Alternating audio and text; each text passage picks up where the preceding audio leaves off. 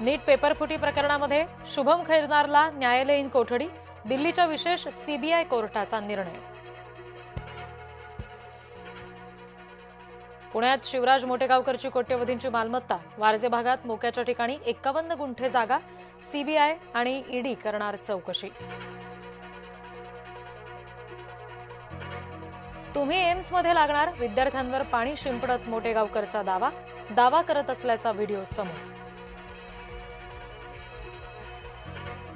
मनीषा हवालदारच्या पतीच्या मोबाईलमधील तो गॉड कोण, नीट पेपरफुटीच्या गॉडफादरचा तपास सुरू.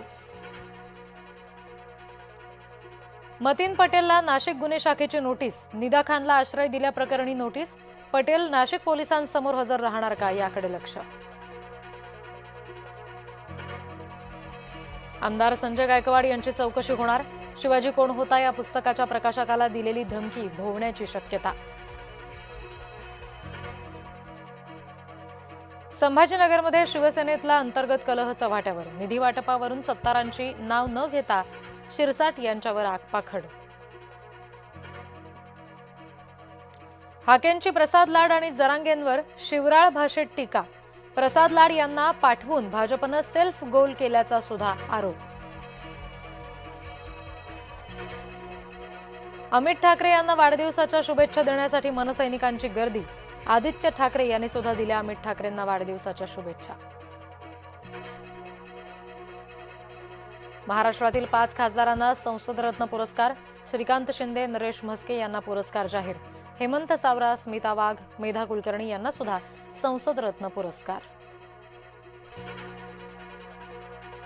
देवगड हापूसच्या नावाखाली इतर आंब्यांची विक्री, ओसरगाव टोलनाक्याजवळ देवगडमधील आंबा उत्पादक आक्रमक, परराज्यातील आंबे फेकले महामार्गावर, स्टॉल सुद्धा उधळले.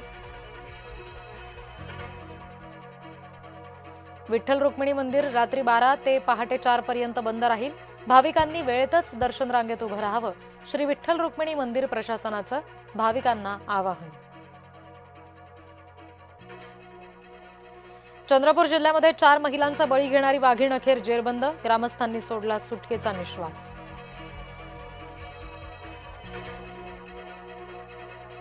बोरिवलीत पबमधील बाउन्सरची दादागिरी, बाउन्सर्सकडून लाथाबुक्या, लादी, दगडानं ग्राहकांना मारहाणीत 2 जण गंभीर जखमी.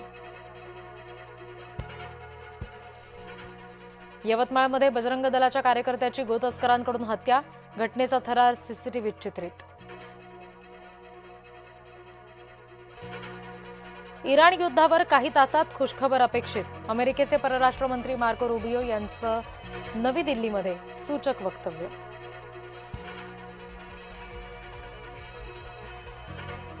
पाकिस्तान लष्कराच्या सैनिकांवर बलुचिस्तानमध्ये भीषण दहशतवादी हल्ला, 24 जणांचा मृत्यू, सैनिक आणि लष्करी अधिकारी असलेल्या ट्रेनवर स्फोटकांनी भरलेली कार धडकली. रणधीर सिंग आणि फरहान अख्तरमधील डॉन 3 चित्रपटाचा वाद निर्माता संघटनेत पोहोचला, 25 मे रोजी निकाल येण्याची शक्यता. रणधीरनं ऐनवेळी माघार घेतल्यानं मोठं नुकसान झाल्याचा फरहान अख्तरचा दावा.